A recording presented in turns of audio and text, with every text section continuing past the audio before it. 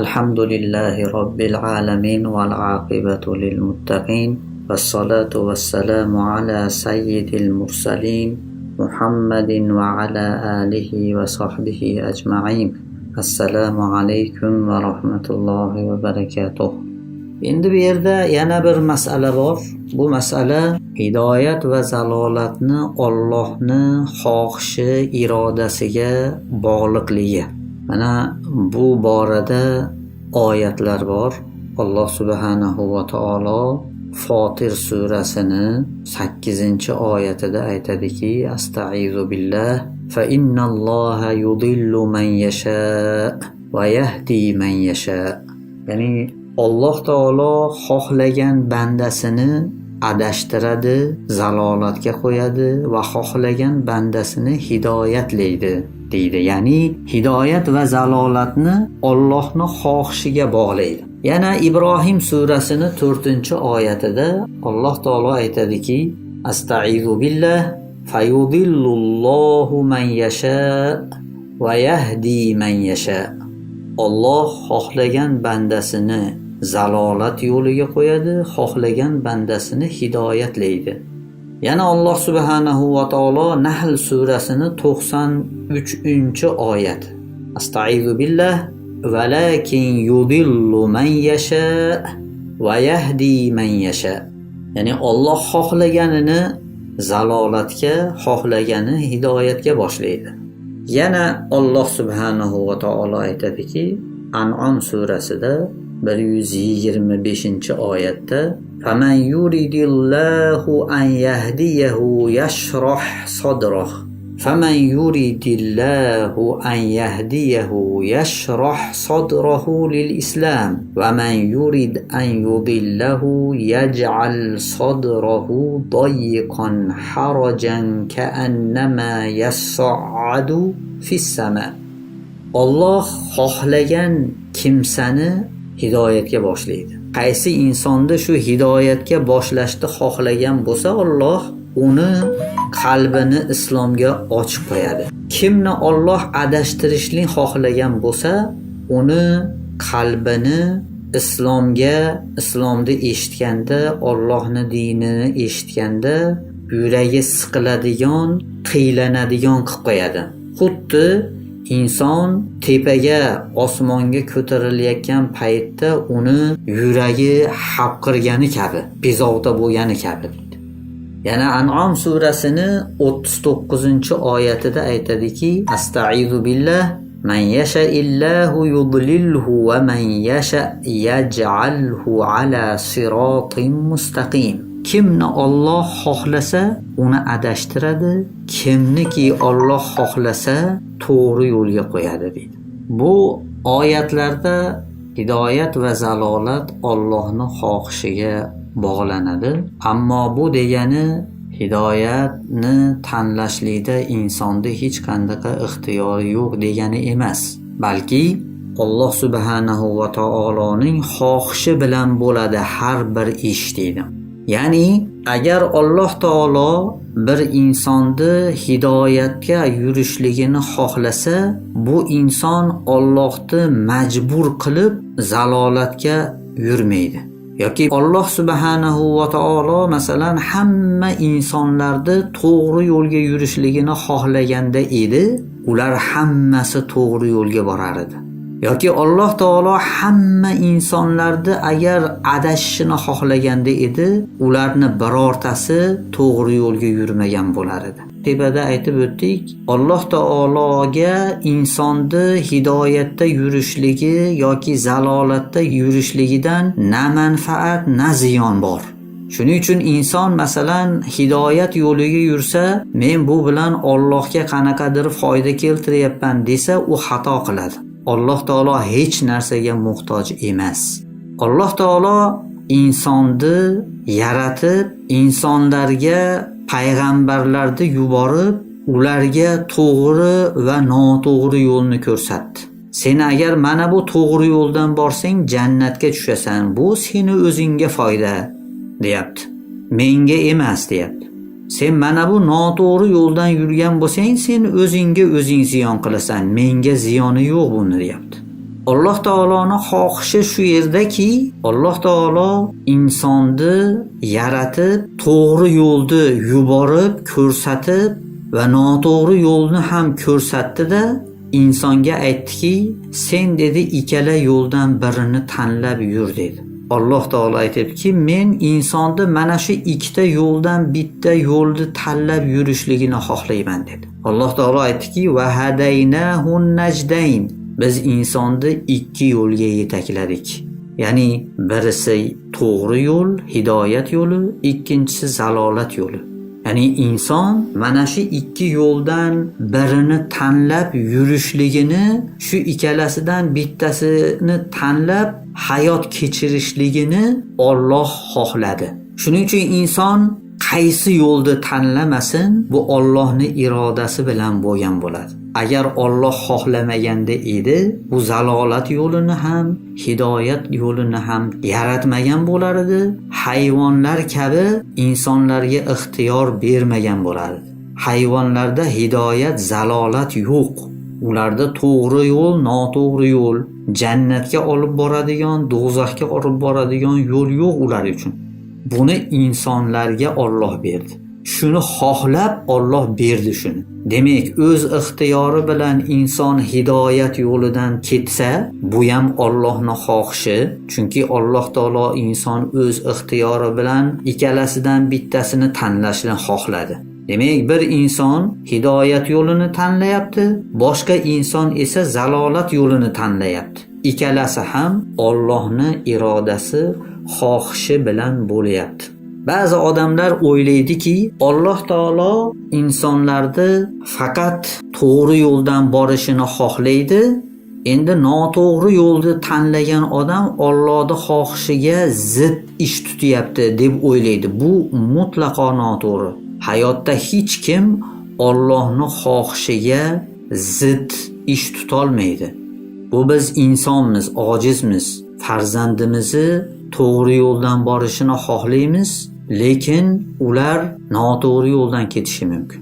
Farzandimizni solih bo'lib o'sishini xohlaymiz, lekin u bizni qo'limizdan kelmaganligi uchun ba'zi farzandlar noqobil bo'lib qoladi. Bu narsa Allohga xos emas. Allohni hech kim majbur qila olmaydi.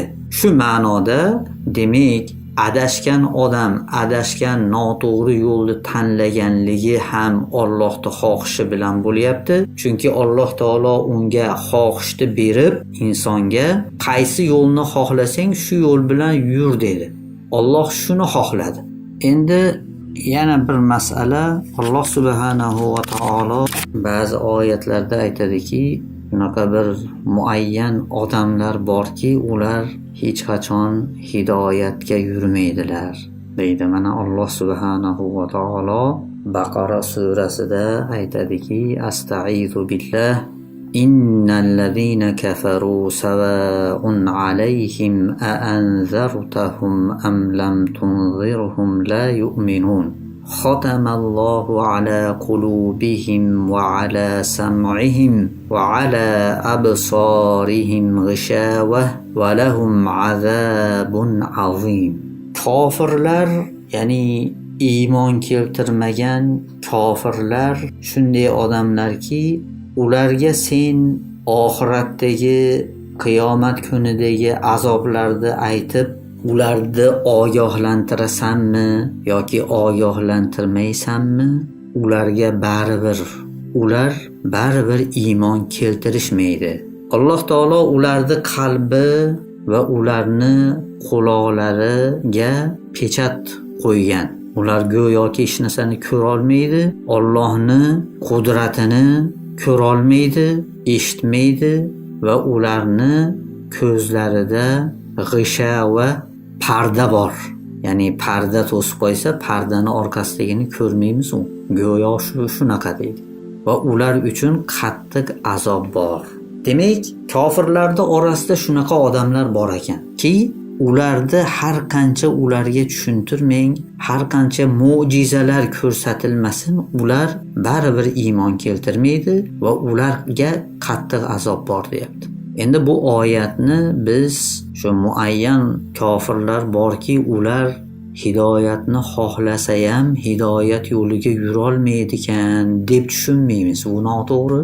Chunki hidoyat yo'lini xohlashsa yurishadi. Hidoyat yo'liga yurishni xohlab turib unga yurolmasa, ya'ni hidoyatga yurishligi, iymonga kelishligi ularda ixtiyorida bo'lmasa, unda Alloh taolo ularni azoblamas edi. Bu yerda ularga azob bor deyapti. Payg'ambar sollallohu alayhi vasallam aytdiki, majbur qilingan odamlardan qalam ko'tarildi deydi. Ya'ni kim bir gunoh qilishlikka majbur qilinsa, u odam gunohkor bo'lmaydi o'sha harom ishni qilsa ham. Bu yerda agar ularni iymon keltirishligi yoki kofir bo'lishligi ularni ixtiyoridan tashqari bo'lganda edi, unda azob bo'lmas edi ularga. Alloh subhanahu va taolo bu oyatda g'oyib ilmidan payg'ambar alayhissalomni boxabar qilyapti. Ya'ni bu insonlarning ichida shundaylari borki, ularga har qancha harakat qilma ular qabul qilmaydi deydi. Lekin u odamlarni kim ekanligini biz bilmaymiz. Lekin shunday insonlar bor. Buni Alloh taolo biladi. O'zi bilgan insonlar haqida bizga xabar qilyapti.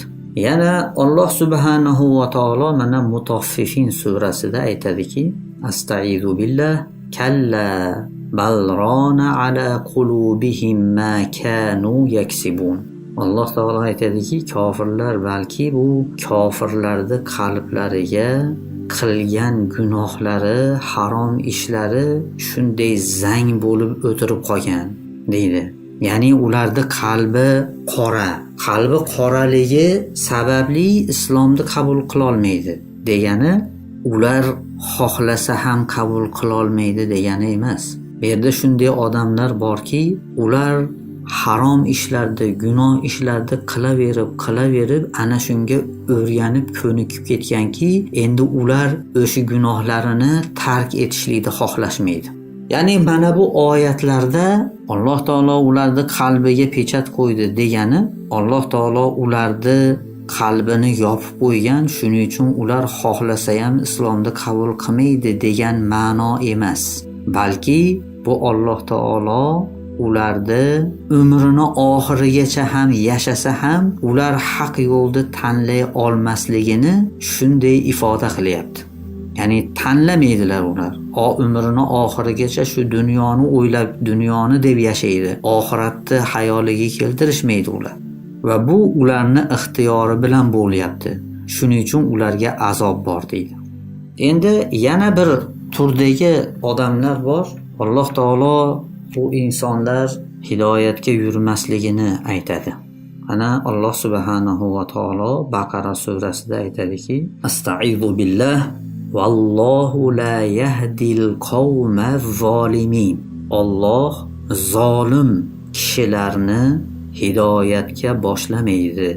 Yana Moida surasida Alloh aytadiki, Astaizu billah, vallohu la yahdil qawmal fasiqin. Alloh fosiq, ya'ni gunoh, doim shu gunohning ichida yuradigan kishilarni to'g'ri yo'lga qo'ymaydi deydi. Yana mana Baqara surasida Alloh aytadiki, vallohu la yahdil qawmal kafirin. Alloh kofir bo'lgan, iymonga kelmagan kishilarni hidoyatga boshlamaydi. Yana Alloh aytadiki, G'ofir surasida, Astaizu billah, innalloha la yahdi man huwa musrifun kazzab.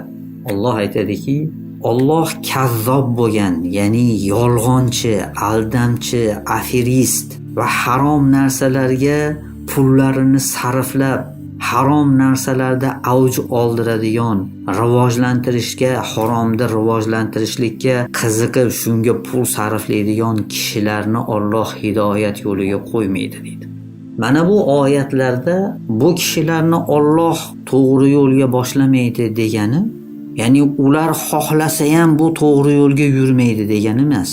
Alloh ularni majburan adashtiradi degani emas bu. Balki modomiki ular mana shu sifatlarga ega ekan, zulm, fosiqlik, gunohlarga mukkasidan ketishlik, haqni tan olmaslik, yolg'onchilik, aferistlik mana bu sifatlar modomiki ularda bor ekan, bu sifatlar bo'la turib ular hidoyat yo'liga yurolmaydi. Hidoyatga zid sifatlar ular. Ular mana shu sifatlarni tashlashi kerak. Hidoyatda deyishimiz uchun mana bu sifatlarni ular tashlashi kerak. Modomiki ular bu sifatlarni o'zgartirishni xohlamas ekanlar, bu sifatlarni tashlamas ekanlar, ular hidoyatda degan sifatga ega bo'lmaydi.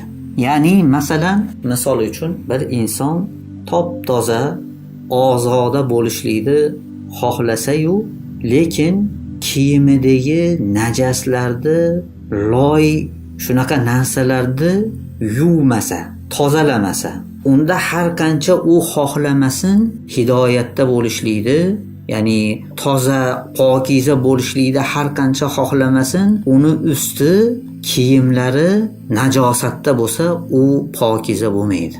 Modomiki o'sha kiyimidagi najosatdan voz kechgunga qadar. Xuddi shuni singari inson mana bu zulm, gunoh, kofirlik, kazzoblik, yolg'onchilik, aferistlik kabi sifatlarga ega ekan, bu sifatlar hidoyat degan so'zga zid va ular hidoyatda bo'la olmaydi. Endi bu sifatlarni o'zgartirish esa ularda ixtiyoridagi narsa. Demak, hidoyatga yurishligi ham ularda ixtiyoridagi narsa. Endi birodarlar, mana bu hidoyat va zalolat mavzusi aqidaga taalluqli bo'lgan, islom aqidasiga kiradigan mavzu. Bu mavzu tiniq bo'lmasa, tushunarli bo'lmasa, buni insonni hayotida shariat hukmlariga rioya qilishligiga katta ta'siri bor.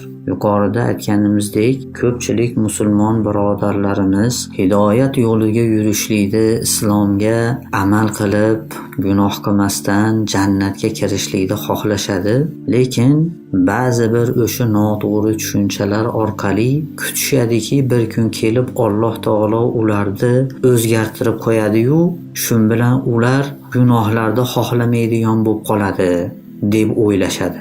Yo'q birodarlar, Alloh taolo bu yerda to'g'ri yo'lga yurish, noto'g'ri yo'lga yurish sizlarni, bizni, insonlarni o'zimizga bog'liq deyapti. Agar insonlar o'zi to'g'ri yo'lni tanlamas ekan, mana bunga harakat qilmas ekan, Alloh ularni majburlab hidoyatga boshlamaydi yoki majburlab ularni adashtirib qo'ymaydi. Siz bilan biz shuni yaxshi bilishimiz kerakki, biz o'zimiz ana shu haromlarni yomon ko'rib, haromga olib boradigan yo'llardan qochib, haromga targ'ib qiladigan shaytondan va uni do'stlaridan qochishimiz, uzoqda yurishimiz va o'sha haromga yetaklaydigan do'stlardan voz kechishimiz zarur. Mana bu bizni harakatimiz to'g'ri yo'lga yurishlikka bo'lgan. Va biz Allohga duo qilib, ana shu masalalarni hal qilish kerak. Ya'ni haromga sizni yetaklaydigan do'stlardan voz kechish kerak. Bu sizni birinchi qadamingiz bo'ladi hidoyat yo'liga bo'lgan. Va Alloh va Rasuli ko'rsatgan yo'ldan borishlikka intilish kerak. Dinimizni o'rganishimiz kerak. Nima jannatga olib boradi, nima do'zaxga olib boradi, mana bularni bilishimiz kerak. Mana bu bizni ixtiyorimizdagi narsa. Demak, hidoyat Alloh boshlagan yo'l va unga yurish.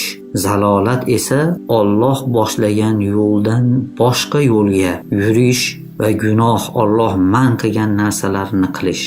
Bu esa har bir insonni qo'lida, inson o'zi bunga harakat qilish kerak. Shuning uchun Alloh subhanahu va taolo shu hidoyat yo'liga yurishga harakat qilib shunga qilmagan insonlarga o'zlaringga yomonlik qilishyapsan, o'zlaring aybdor deb ularga azobda aytayapti. Bu juda muhim masala. Biz boshqalarni aybdor qilmasligimiz kerak. Ba'zilar o'zini ota-onasini yoki oilasini, bola-chaqasini peshvo qiladi. Ya'ni bularni bahona qilib Allohning hukmlaridan qochadi. Biz yaxshi bilamizki, rizqni Alloh beradi. To'g'ri yo'lga boshlash, to'g'ri yo'lda yurish, yurmaslik insonni o'ziga bog'liq. har qanday vaqt agar siz to'g'ri yo'lni xohlayman desangiz, Alloh taolo sizga imkoniyat yaratib beradi. Alloh taolo sizga to'g'ri yo'lni, islomni, Allohni ko'rsatgan yo'lini tushuntirib beradigan, sizga o'rgatadigan, ko'rsatadigan kishilarni sizga ro'para qiladi. Agar bunga siz intilsangiz, agar siz gunohni xohlasangiz, sizni Alloh taolo gunohni xohlasangiz shu gunohni qilishligingizga odamlarni tayyorlab qo'yadi.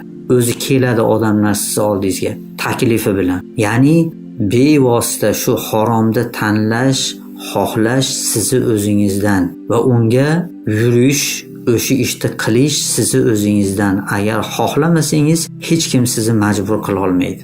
Hatto shayton ham majbur qila olmaydi. Hammamizni Alloh taolo zalolatdan saqlasin, hidoyatga yurishligimizga Alloh bizga imkoniyat bersin. Alloh taolo gunohlarimizni mag'firat qilsin. Alloh taolo qiyomatda yuzimizni yorug' qilsinki, boshqa aybdorlarni istamaydigan qilsin Alloh. Assalomu alaykum va rahmatullohi va barakatuh.